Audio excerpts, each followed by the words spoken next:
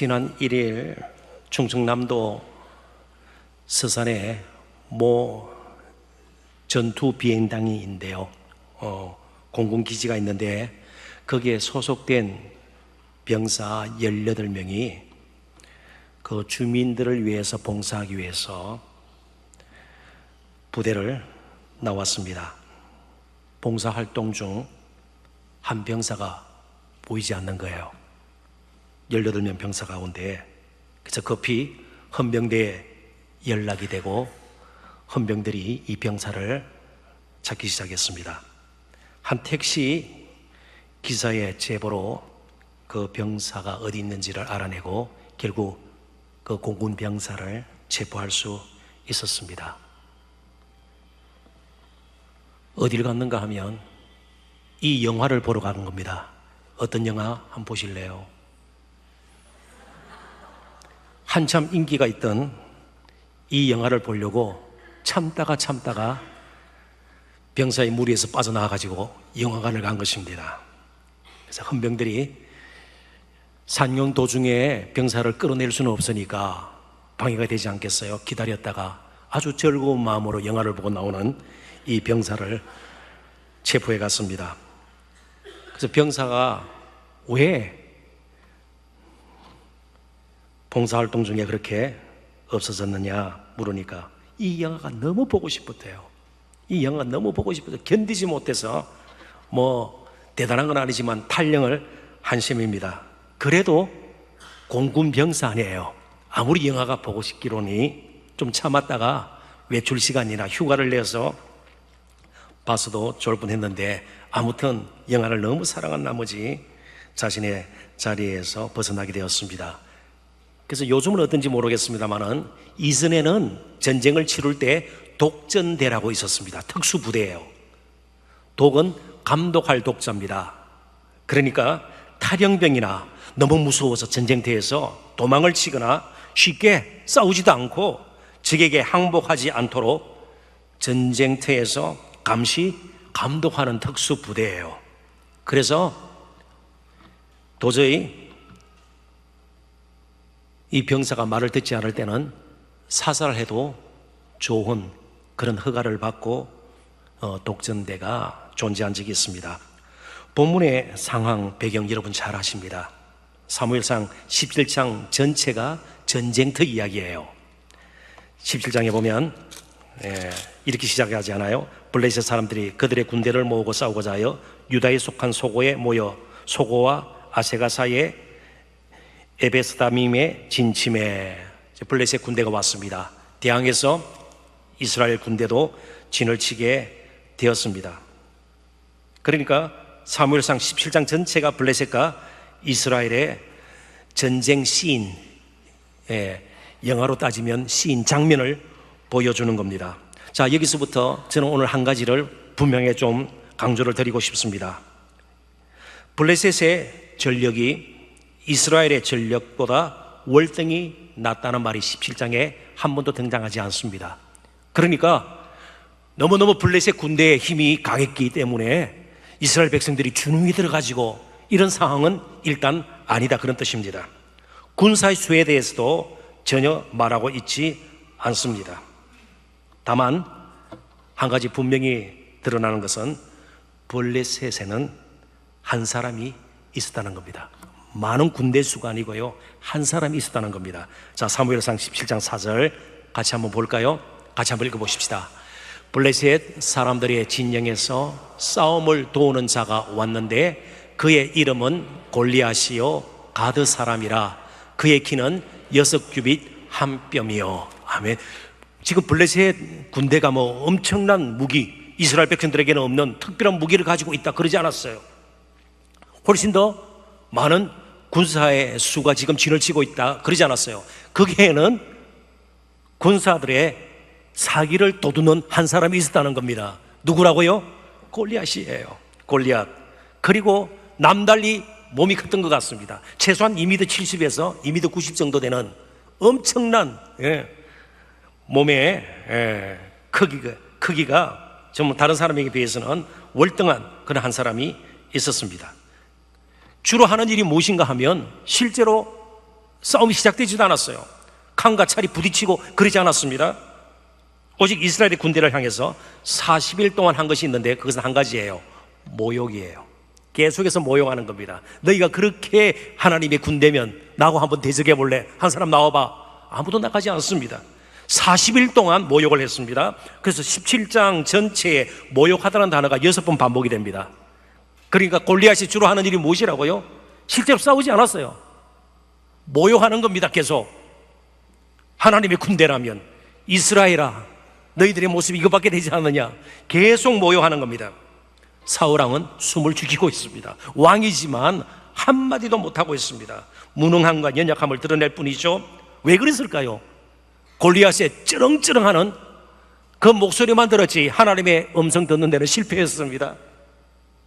골리앗의 몸의 크기만 보았지 하나님이 얼마나 크신가에 대한 확신은 전혀 없었던 겁니다. 그냥 숨을 죽이고 기다릴 뿐입니다. 어찌할 바를 몰라요. 무슨 일이 일어날지 모릅니다.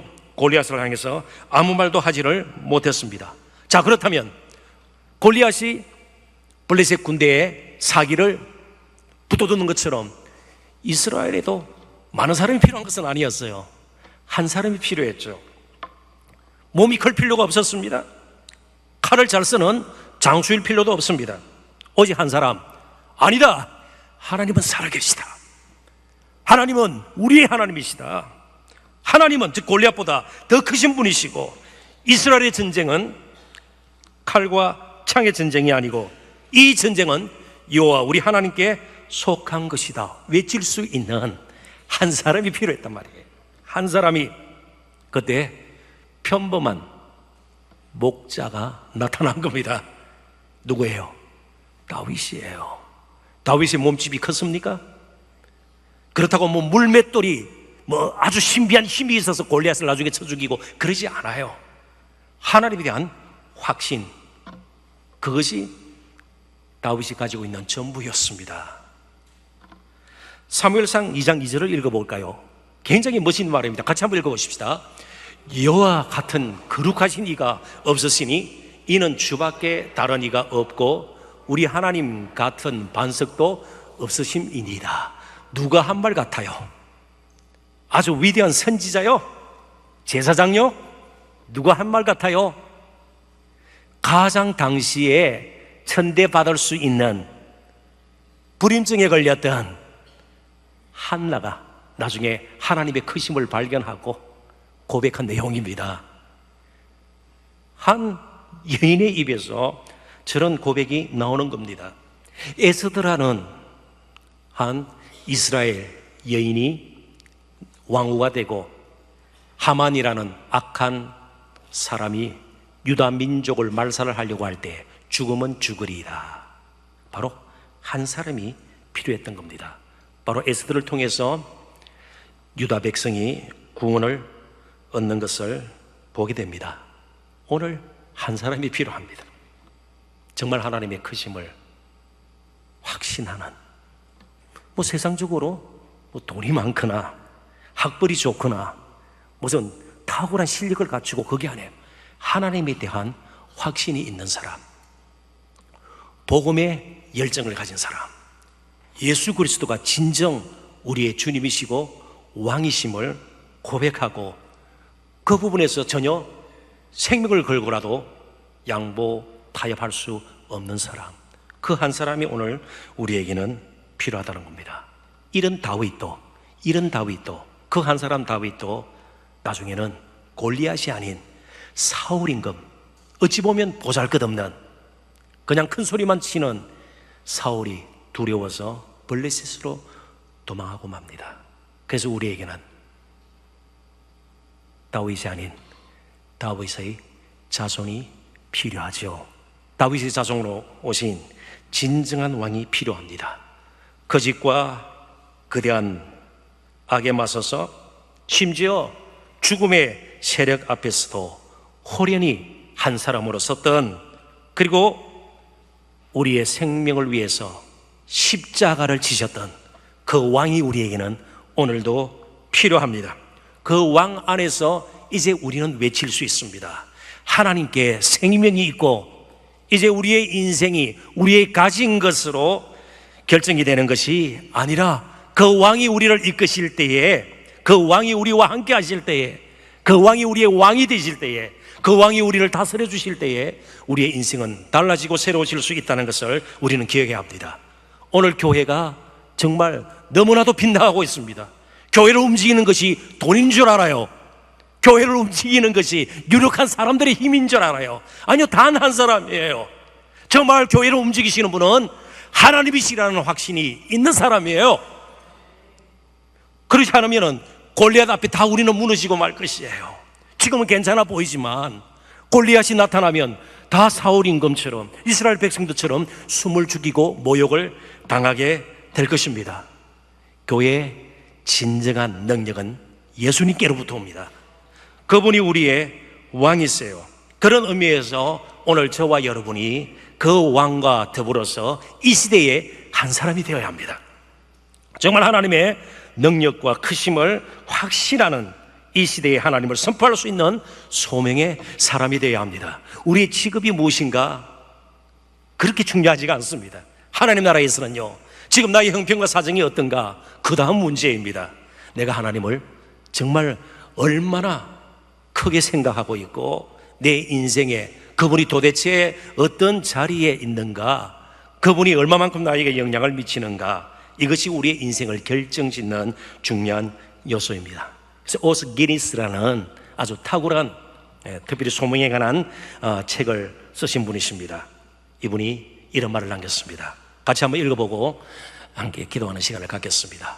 모든 곳에서, 모든 것에서 주를 위해 생각하고 말하고 또 행하는 삶이 우리의 소명이다. 다 목회자가 되라는 것이 아니에요. 다 선교지로 나가는 것 아니에요. 모든 곳에서, 모든 것에서 주를 위해 생각하고 말하고 행하는 삶이 우리의 소명이다. 우리 모두는 소명의 사람입니다. 다만 예수 그리스도가 끝까지 우리의 주가 되시고 왕이 되어 주실 때에 우리의 있는 소명의 자리에서 우리는 하나님을 선포하고 죽음을 생명으로 바꿔놓는 놀라운 일에 동참하게 될 것입니다. 기도하십시다.